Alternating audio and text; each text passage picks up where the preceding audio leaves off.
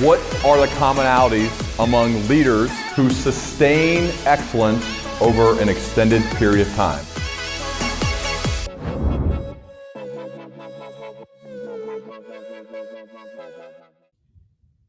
Todd, it's good to see you, man. Welcome back on the Learning Leader Show. It's good to have you, man.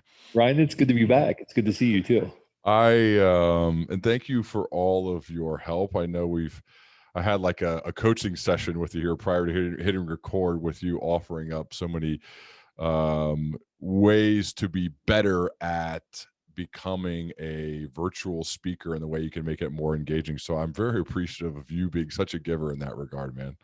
Well, I mean, listen, we all have to help each other out, right? I'm sure there's going to be a moment when I'm going to be asking you for advice about something. So I think, we're all sort of at this point stumbling forward blindfolded into the unknown. And I think I'm kind of like saying, hey, I found this thing over here. Hey, I found this thing over here, right? That's kind of how we are right now. All of us who are trying to find our way in this new world, this new industry, because who knows how long we're going to be doing this? Who knows how long this is all going to change, or if it's ever going to go back to normal. So I think we need one another right now more than ever. All of us, regardless of our job, our industry, our role, we need one another right now.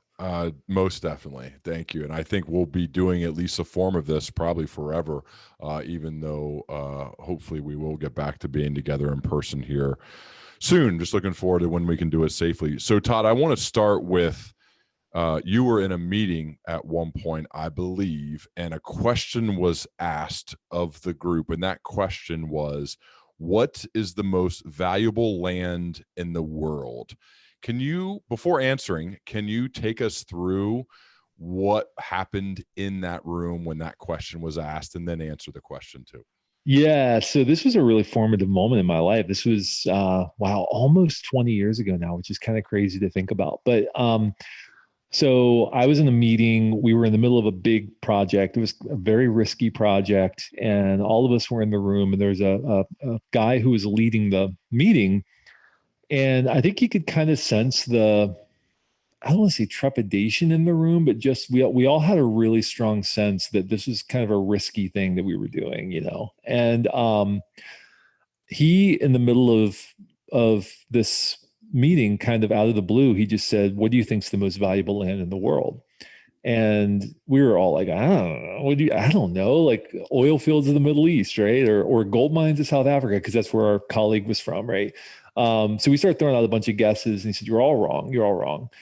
And then, quoting the late Miles Monroe, he said, "I believe the most valuable land in the world is the graveyard, because in the graveyard are buried all of the unwritten novels, all of the untaken risks, all of the unlaunched businesses, all of the unexecuted ideas, all of the unreconciled relationships, basically all of this stuff we carry with us our entire life, and we never put it into the world. We think, well, tomorrow I'll get started. Tomorrow I'll start on that. Tomorrow's the day I'm going to take the first step." And so we push it into the future till one day we reach the bookend of our lives, and all of that value is buried in the ground, never to be seen by human eyes. That's why it's the most valuable land in the world, because all of that unexecuted value was buried with us in the ground.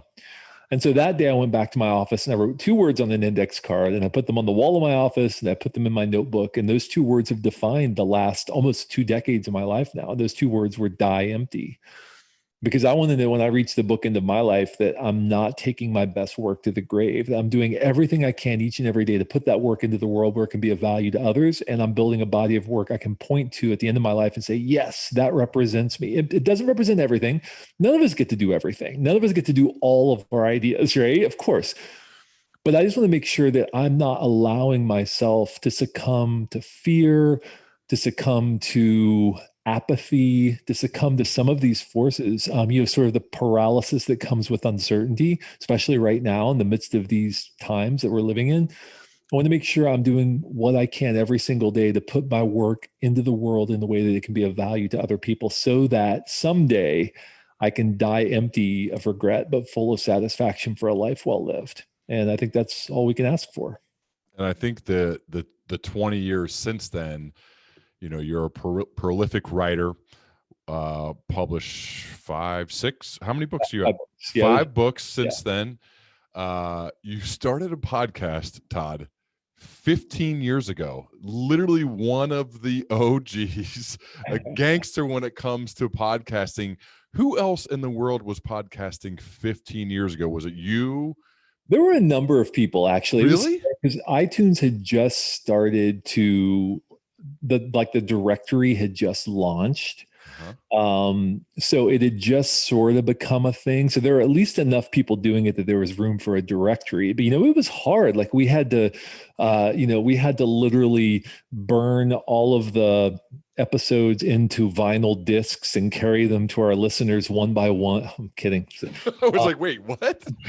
I do remember having to like plug in an iPod though, right? You had to plug, yeah, for real. Back then it was like, it's so easy to listen to podcasts. I mean, all you have to do is download the files to your computer or your computing device, and then you take your iPod and you plug a FireWire cable into it, and then you drag the files over to your iPod, and then you can carry those with you anywhere you go. It's so easy, right? Compared to now, where it's literally you're like a one click away from listening to anything in the world. You can stream it over the air, whatever you want to do.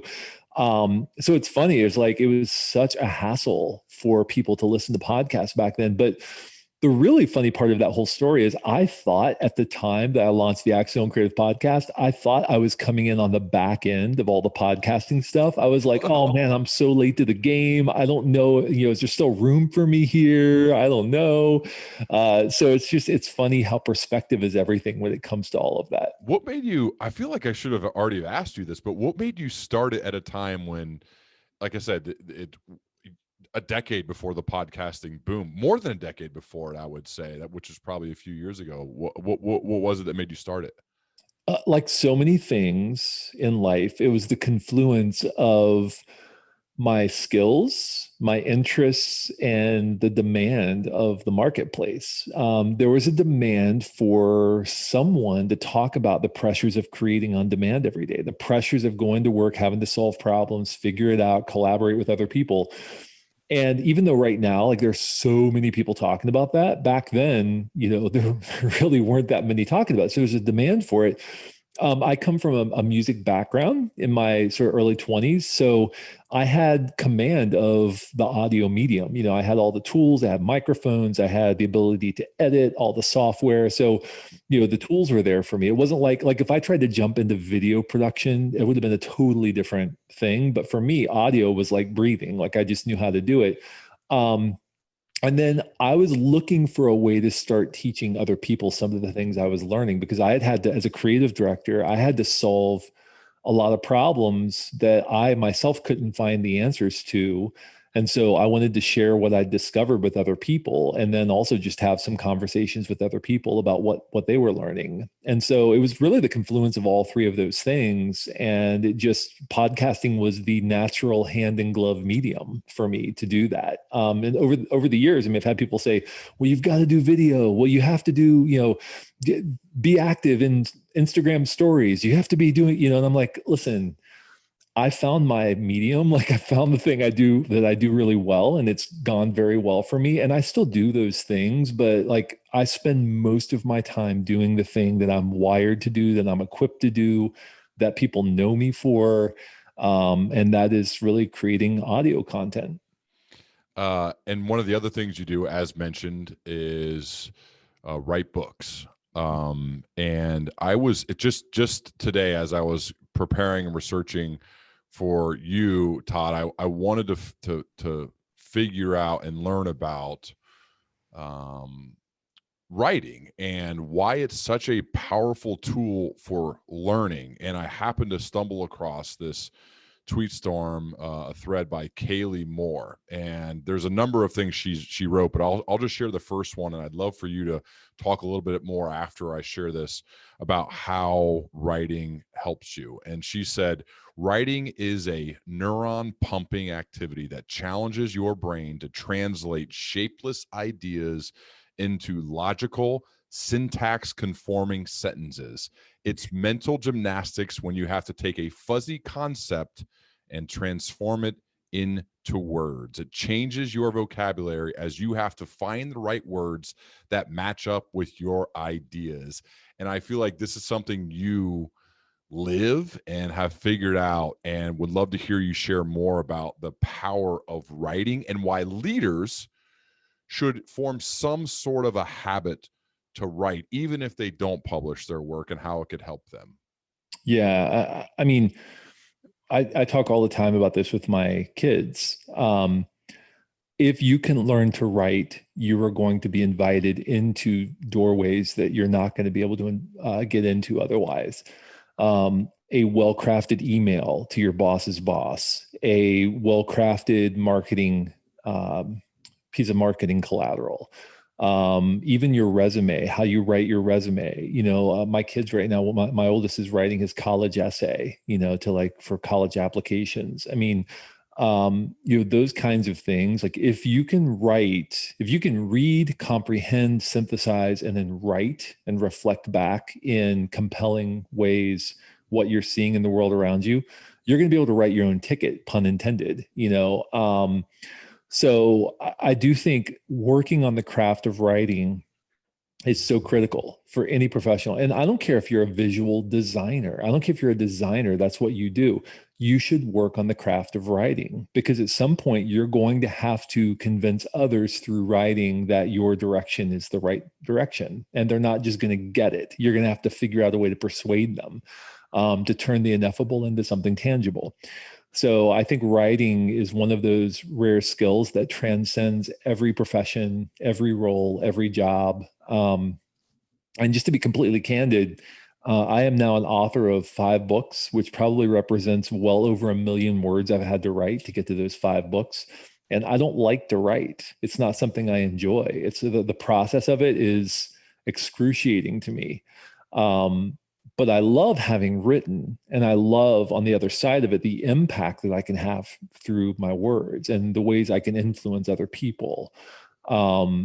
So it's not about enjoying the task of writing. There aren't, all the time I have people who come to me and say, I want to be a writer. I want to be an author. How do I write? How do I be an author? And I'll say, well, write, start writing. Like, what do you mean? How do you do it? Like, you just sit down and you do it. And what they really mean is, I want to get a book published, or what they really mean is, I want to have my book in bookstores or something like that. That's a totally different question. But, the answer is the same. Sit down and start writing right now. If you want to be a writer, but you're not writing, what are you doing? Like, you want to be a writer, but you don't want to do writing. I don't like to write, but I recognize that writing is a medium that is best suited for some of the ideas I'm trying to share. Books are powerful instruments for getting ideas across, for shaping thoughts, for influencing people. So, I would say if you want to be successful in this world, writing is one of just the handful of skills that you have to really work on and hone as far as craft. Todd, what about for that person who's an SVP in a Fortune 50 company, a mid-level manager and a $2 billion company trying to make their way? I've been pushing this for months now, and spoken with a number of writers about this. That person's listening and saying, what Todd and Ryan just were talking about, that's for those other people. And I'm saying, stop. That's for you. Absolutely. Why, Todd, is it so critical for that person working within corporate America, working their way up the ladder, that they develop skill as a leader to become a better? I learned this from my dad, because my dad's published a couple books, and I did this gift for him when he turned 60, where I asked like 30 people to send me. I asked them one question: why do you love Keith Hawk? And I asked them just to answer that question in writing so I could make a book for him and give it to him. And the number of people, Todd, this is crazy, the number of people that commented and wrote in that why I love him letter is, there's nothing like a Keith email. I was like, what? And I've read a lot of them. And then you realize the power and the impact a leader can have on their team, on their colleagues, going up, going down, everywhere, if they work on that skill of being a good writer. So I know I kind of answered the question, but from your perspective, I'd love for you to expand on why that person should work on this craft. Yeah. I mean, people don't follow you because of your position. They'll do what you say, but they won't follow you.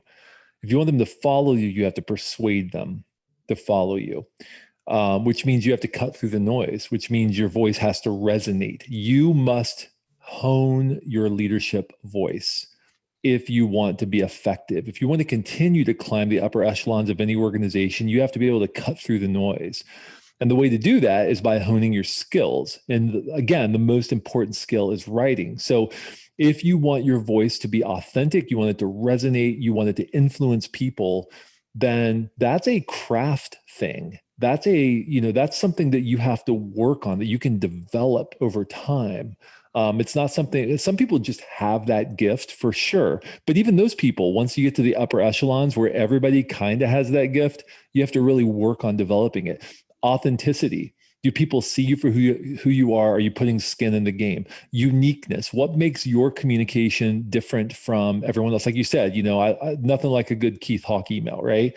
Like there's something unique about the way your father's emails came across, right?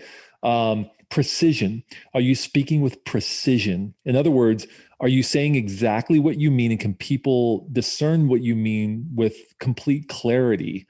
Or are you being foggy? Are you sort of equivocating? Or are you being precise with your language in a way that people can't mistake what you're saying? Empathy. Are you communicating with empathy for the end user? Are you putting yourself in their position? And are you writing from their perspective? One thing that's been effective for me as an author, and I've done this with every single one of my books, I always have an intended audience for my books, every single book. But it's not an avatar, and it's not a group of people. I'm not writing to a specific, my last book before Motivation Code was called Herding Tigers, which is for leaders of creative people. I wasn't writing to leaders of creative people. I had one person in mind, a specific person, like an actual person with a real name. And I was writing the entire book as if I was sitting across the table speaking to that person. So if you're a leader crafting an email to your organization, think about one person in your organization.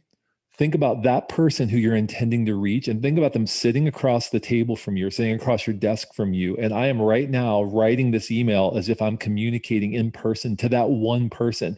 That will ramp up your empathy in untold ways if you do that. And then timing. Timing is important too. And this is something that people often overlook, but timing is critical if you want to be effective. Is there another idea that's gaining momentum organizationally that I can kind of attach this idea to, right? What are some of the other communications going on in our culture right now, and how are they playing together? And how might I be able to find some space within that in order to be able to make my ideas stand apart from the rest? So authenticity, uniqueness, precision, empathy, timing, those are really 5 key things to consider when you're crafting a communication if you want your leadership voice to resonate. Wow.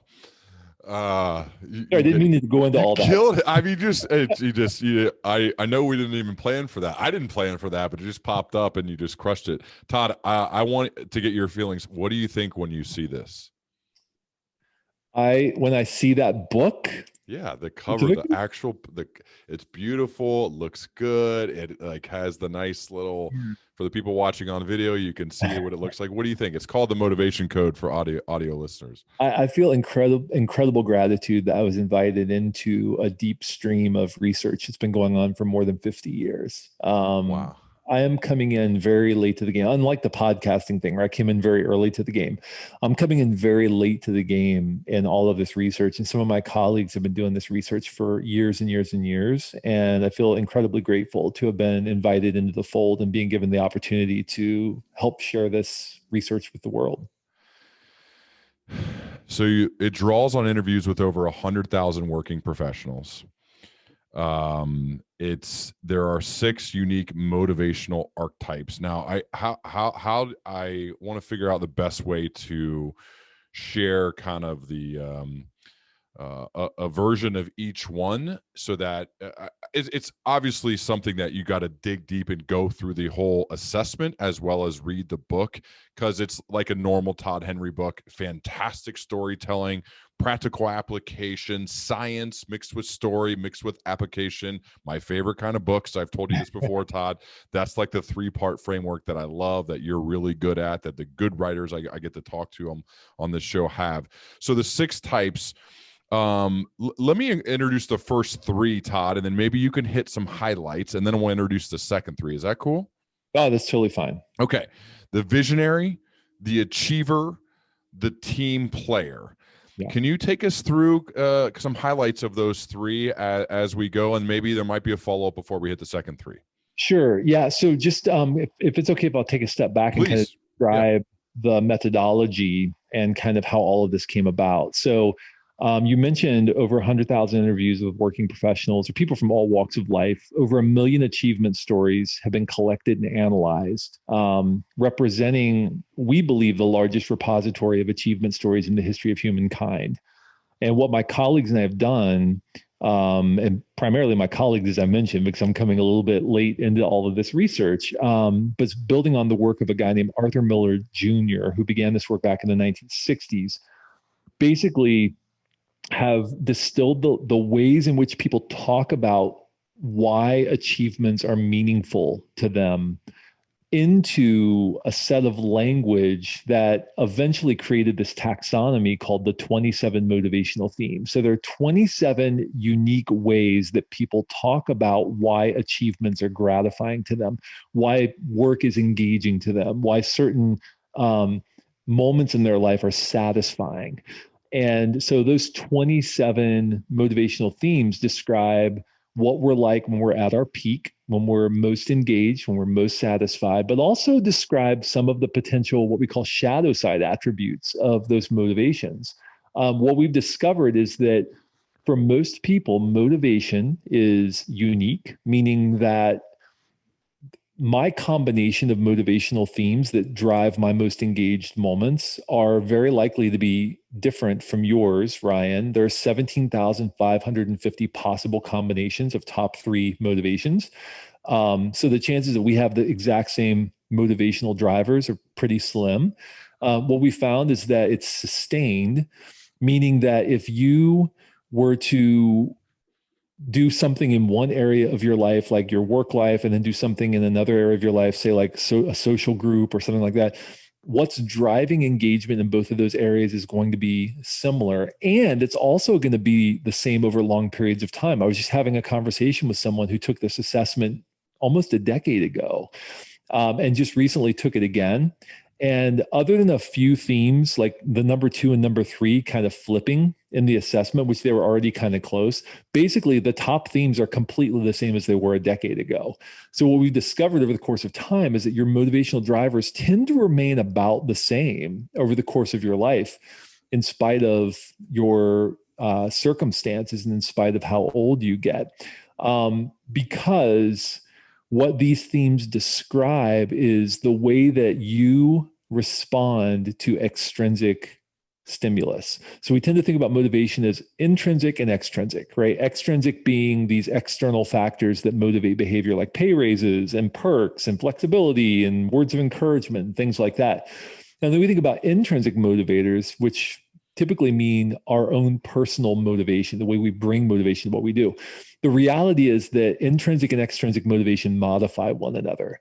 So they're not completely discrete. So what these themes do is describe the way that you uniquely respond to extrinsic motivation. So a pay raise might be motivating for you in a very different way than it's motivating for me, depending on what your top motivational themes are. So it's still motivating to both of us. But what I get from that, what it signifies to me, is something very different than what it signifies to you. So that's kind of background on the entire framework. These 27 themes break out into, as you described, 6 families.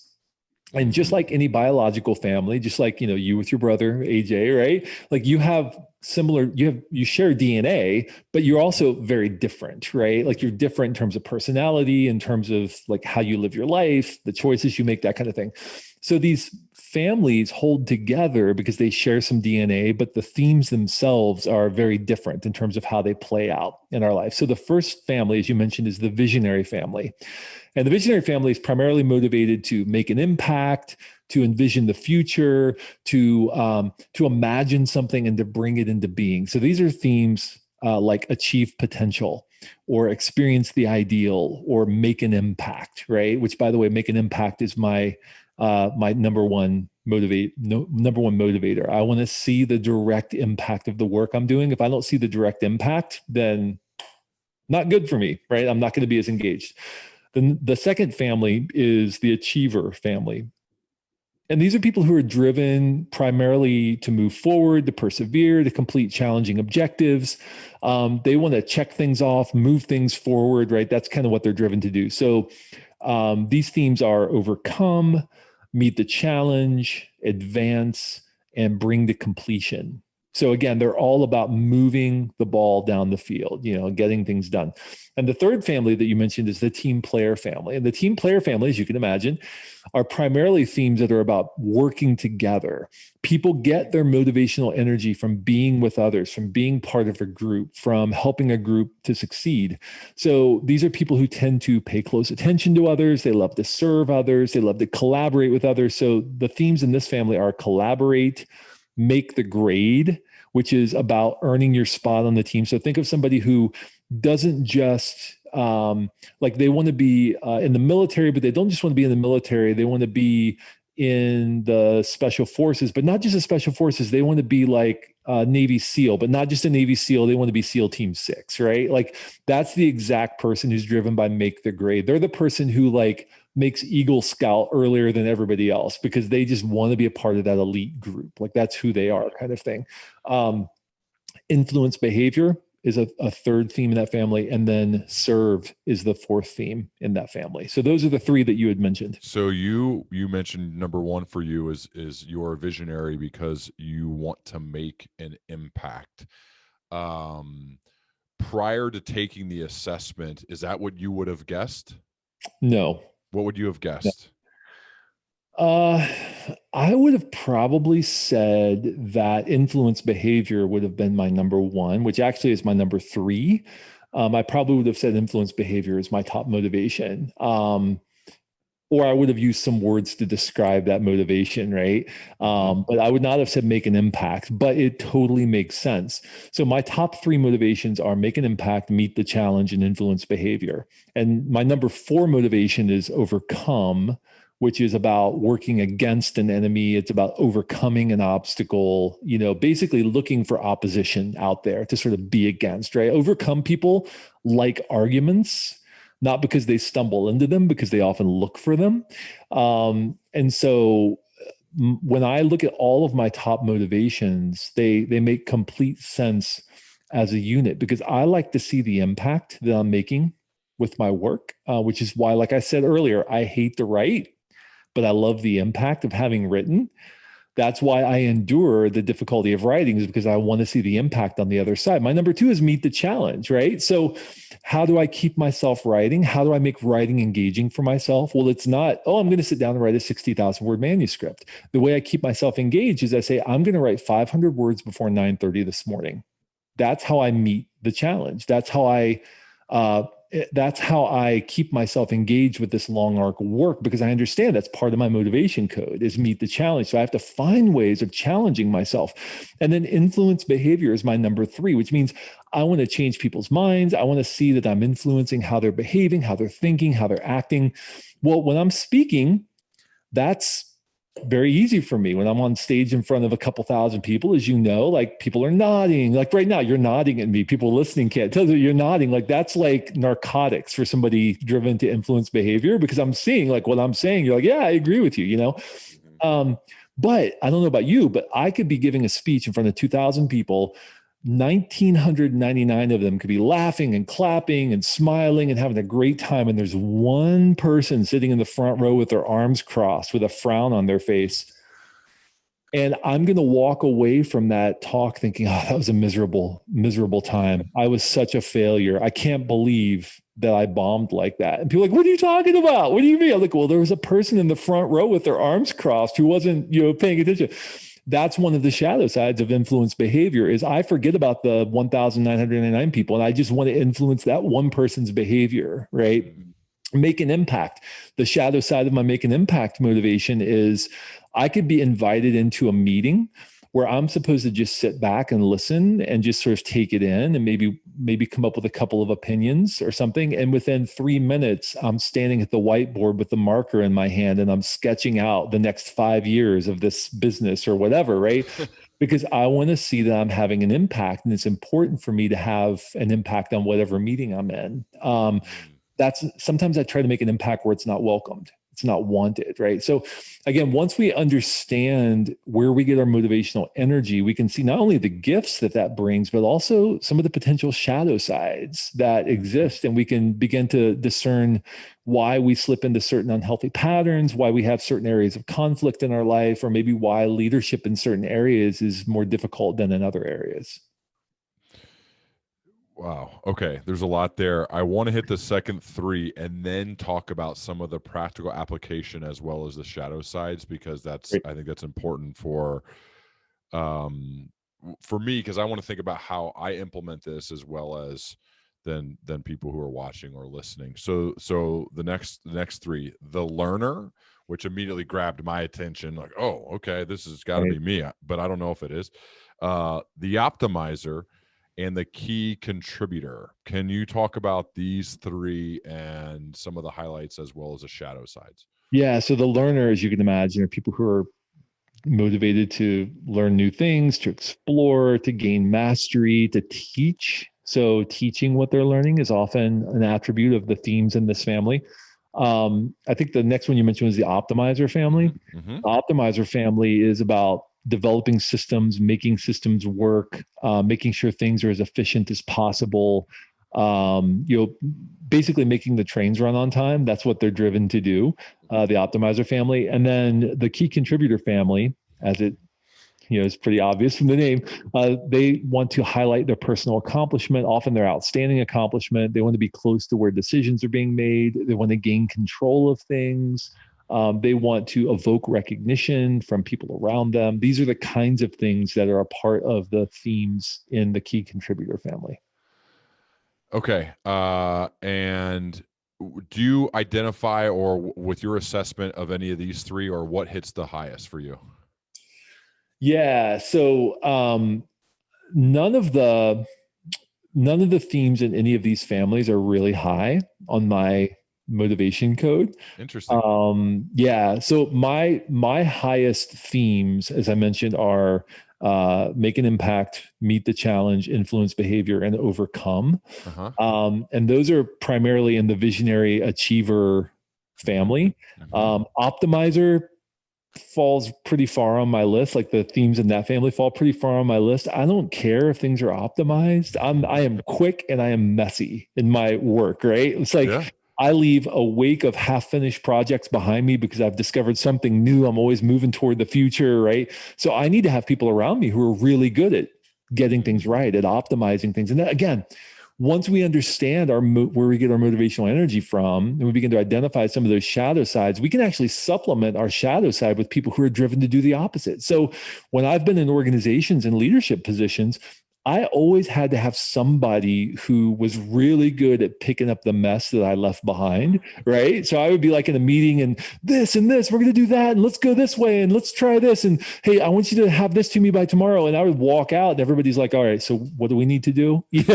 And somebody had to be there to like say, okay, well, here's how we're going to implement this. Here's how we're going to execute. Here's the, because I'm just thinking about the future and trying to bring that future into being. And, but you need a good blend, a good mix of motivational identities of motivation codes on a team in order to ensure effectiveness. So if you have 5 people on your team, all of whom are driven to bring to completion, that's their primary motivational theme, they're going to get a lot of stuff done. They're going to check boxes. They're going to move things forward, because really what they want to do is complete things and move on. That's where they get their motivational energy, is from completing. The problem is they don't care if it's completed the right way. They don't care if it's great. They don't care if you're thinking about everything properly. They just want to get it done and move on. That's where they're getting their energy. Somebody driven to explore is going to be saying, hold on, wait a minute. Have we asked this question? Have we asked that question? What if we try this? What if we try that?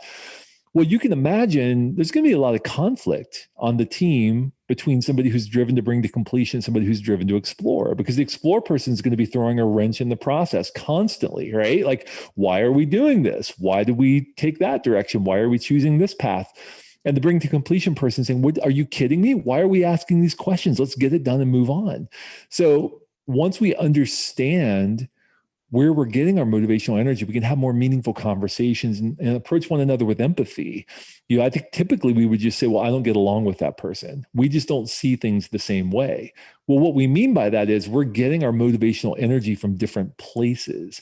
Once we understand where we're each getting our motivational energy, we can say, hey, explore, dude, that's great. Right now is the time we really need to get this done because the client needs it by tomorrow, right? But early in the process, the explore dude can say, hey, bring the completion guy or gal, right? Now is not the time for us to be moving forward. Now is the time for us to make sure that we're asking all the right questions, exploring all the possible ideas, really getting creative. And then we're going to move the ball forward. But for now, we need to really just make sure that we're asking all the right questions. So it creates the opportunity for us to have more meaningful conversations about what it is that really drives us forward. Let's think about the practical application of this. And let's think of the one person who this book is for, perhaps. When we put this into play, because we are who we are in practice, not in theory, so we want to actually do this.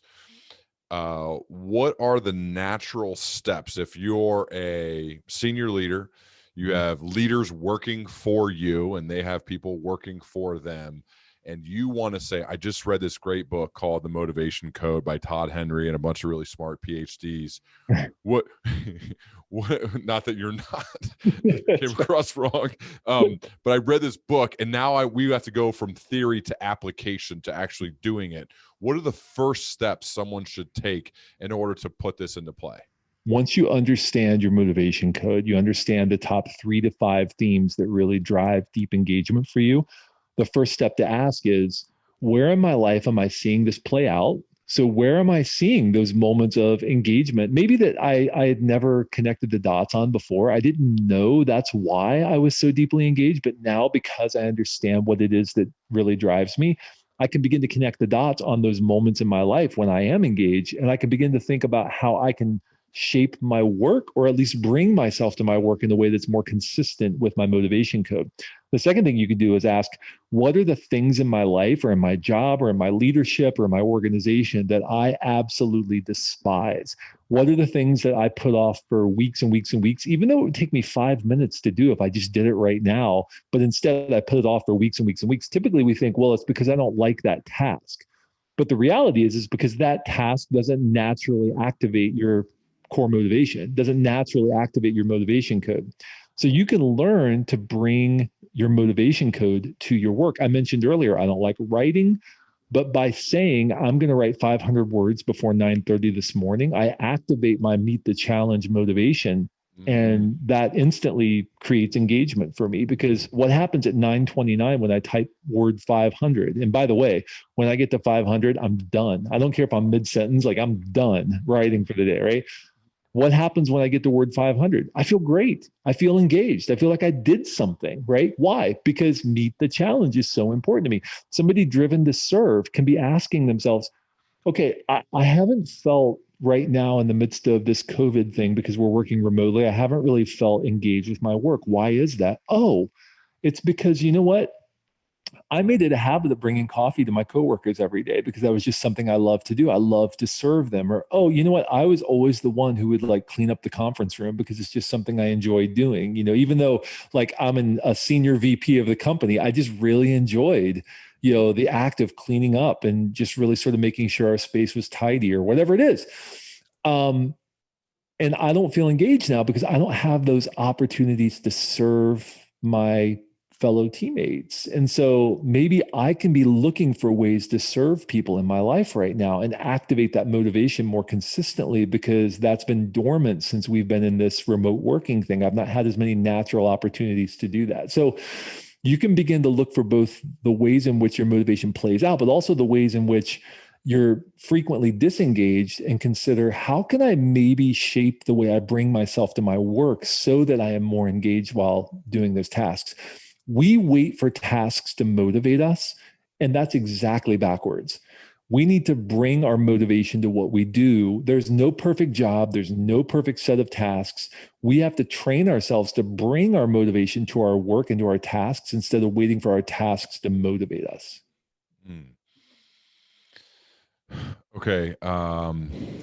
This is really good. What have you learned since the book has come out? Anything new, anything surprising? What's some of the feedback? Perhaps you're like, oh, I didn't think of it that way. One example for you to maybe give you a second to think about this is, well, I remember when I published my book, it was like, okay, this is going to take care of first-time frontline managers. And I started getting notes back from people who had been in management or leadership roles for 20, 30 years saying, I'm implementing something new that I learned from reading your book, which wasn't that one person I was writing it for. It was not necessarily them. It was a pleasant surprise. And what have you found since the Motivation Code has come out? It hasn't been out for long, but since it's come out, that has been a little bit surprising. I think the thing that for me that has been most surprising are the number of people who have already written me and said, I have language for what I've been experiencing my entire career and never had language for, and always suspected, but never really knew how to describe it. And that is very, very gratifying, because, I think this book was intended to give people a new framework for understanding themselves based on science. I mean, rooted in science, rooted in, decades of research. But I hadn't anticipated that these are things people sometimes already know about themselves. They just don't know how to put words to it. And so I think that was a little bit surprising to me, was the familiarity that this has to people when they read about themselves and they say, oh, that's totally me. But it gives them a little more specificity about what that means, and also how to implement that in their life, right? So it's one thing to be descriptive about who you are. It's another thing then to prescribe next action based upon that description. And I think people always had the description, they just didn't know what the prescription was on the other side of it. So that's been really gratifying to hear those reports already. Like you said, it's only been out for a week, but to hear those reports from people has been pretty exciting. Well, it feels like you're creating these aha moments of deepening or developing higher levels of self-awareness, which is one of the most critical skills all of us need to work on. And I think that's one of the things I realized while I was preparing and reading your work, is that this is going to make me more self-aware. And that is critical if we want to lead, if we want to influence, if we want to have an impact on people, is to understand ourselves better. Right. Self-awareness is the first step toward maturity as a human being, let alone as a leader, right? But especially as a leader. I believe firmly that your area of biggest insecurity is the place where you have the potential to do the most damage to people around you, especially as a leader. That's where you're going to do the most damage. Whatever you're hiding or you're protecting, that's the place you're going to do the most damage to your team. So self-awareness helps us discern areas in our life where maybe we're insecure, where we are uncertain, where we don't really have a full grip on who we are or what we're trying to do in the world. The more aware we become of ourselves, of our motives, of why we're doing what we're doing, the less likely it is that those are going to become hindrances to our team, to the people around us. Because we're not going to be hiding, we're not going to be protecting, we're not going to be lashing out. When people start poking at that, we can call it something and then deal with it. And naming something is the first step to dealing with it always. I don't care if you're talking about something good or something, bad, something damaging. naming it is the first step to dealing with it, to solving it. Hey man, do you have time for a couple questions that are not related to this book for a second? Yeah, of course. Yeah, always. You spoke at the Global Leadership Summit, GLS, correct? Yes. How many people were watching that? 405,000 people around the world. There were, I think the day of, there were close to 200,000 people watching simultaneously. And then another 200,000 people over the course of a handful of months after that went to summit locations around the world. So it's funny, I'll get like tweets from Brazil still, like a couple months ago, I get tweets from Brazil from people who are watching my summit talk in Brazil or whatever. It's just a pretty cool experience. So take me to the side or back of the stage. Your slot is 5 minutes away. Yeah. You're getting ready to go on, knowing the magnitude of what you're about to do. What's going through your head? Well, I think, those of us who have the incredible privilege of sharing ideas and thoughts and shaping the ideas and thoughts of other people, I think we recognize the weight of that opportunity and that responsibility. So I was in that moment just reminding myself of how deeply grateful I was to be in that situation, because I've spoken to some really great groups, and I know that you have as well.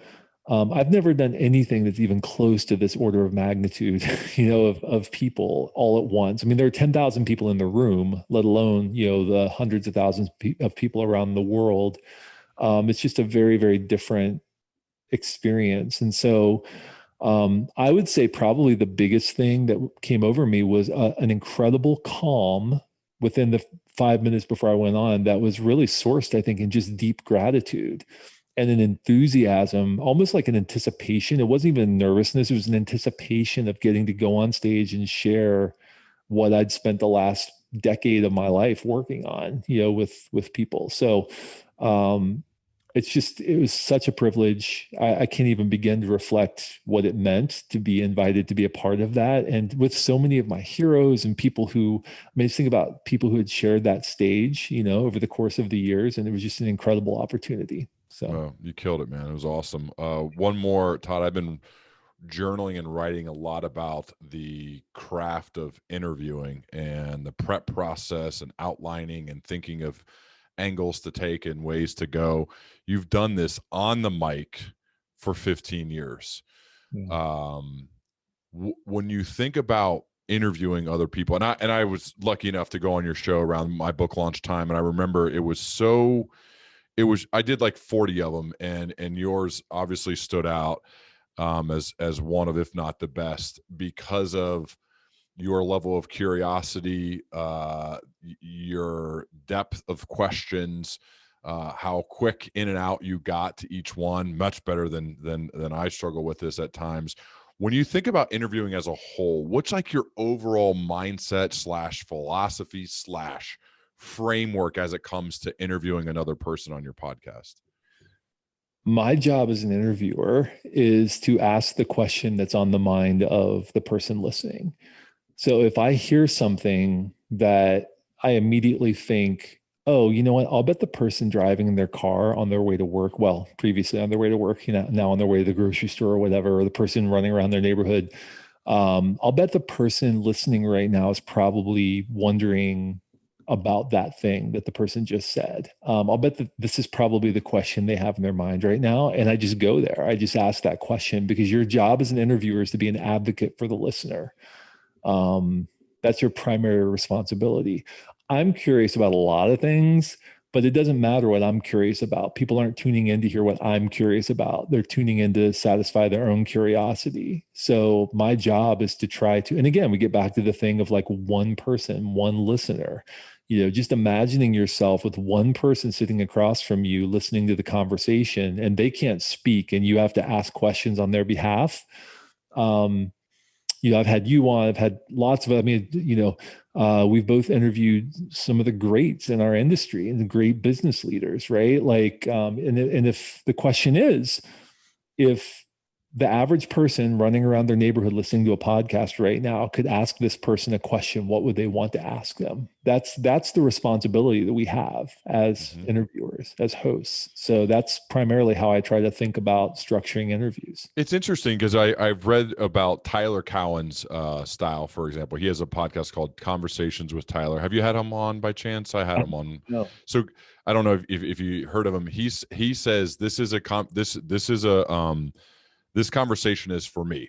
I hope you like it. It's great if you like it, but it's only for me. I just happen to publish them, and it's done well. That is like polar opposite to what you just said. When you hear that, what do you think of that? Listen, I think every piece of media has a purpose, and I would argue that probably the reason people listen to that show is because they really like the way he thinks and they resonate with the way he thinks. And so they're getting the same thing out of it that I'm probably giving to people that listen to my show, thinking about them and what they want to hear. It's just that it's going to attract a certain mindset of person who thinks the way this person thinks. And, again, that's why podcasting is so great, because you can find media that will satisfy any kind of interest or preference that you have in terms of listening. Some people love the 90-minute to 120-minute podcast interviews, that like Tim Ferriss does and others. My shows are like 20 to 30 minutes and that's it, that's all you get. And I do that on purpose because I'm like, I want to do quick in, quick out. I want to give you the highlights. I want you to be able to just kind of get on with your day. But some people love those like long form. The hardcore history episodes that are like hours and hours. They're like an audiobook. Every episode is like an audiobook, Yeah. That's great. That's fine. But everybody's got a preference and everybody's kind of got a way to scratch their itch. I think that we just need to recognize that like Seth Godin, who we've both interviewed. I think even recently we both interviewed him because he's got a project coming out here soon. You have to be willing to say it's not for you. Yep. You have to be willing to say to people, hey, thank you for your feedback. I didn't make it for you. I made it for the person who wants the kind of thing that I'm doing, So exactly. I love it, man. Todd, I could go all day with you. I really appreciate your time. The book is called The Motivation Code. Discover the hidden forces that drive your best work. It actually looks really beautiful too here for the people watching this one. Highly suggest you pick it up and do the assessment that goes along with it, especially if you're a leader of teams, to do this for yourself, your boss, as well as your colleagues and the people who work on your team. I think that's ideal. Thanks so much for doing this, man. I really appreciate you're just such a giver and so kind. And you have been for me, God, what, 5-6 years now. I remember our first phone calls where you just gave with getting nothing in return. So I'm just very grateful for your friendship and for you always being willing to help, man. Of course, man. Thanks for having me on. Thanks for the great work that you do. I mean, seriously, it's been so fun to watch. Just talk about envy. Like I see all the time. I see you posting like, oh, just interviewed this like greatest business person of all time. They're like, how in the world are you doing this? But anyway, you're doing great work. So thank you. Man, I appreciate it. It means a lot to hear you say that. All right, man. We'll certainly be talking as we both progress as always. Sounds good. All right. Thanks, Todd.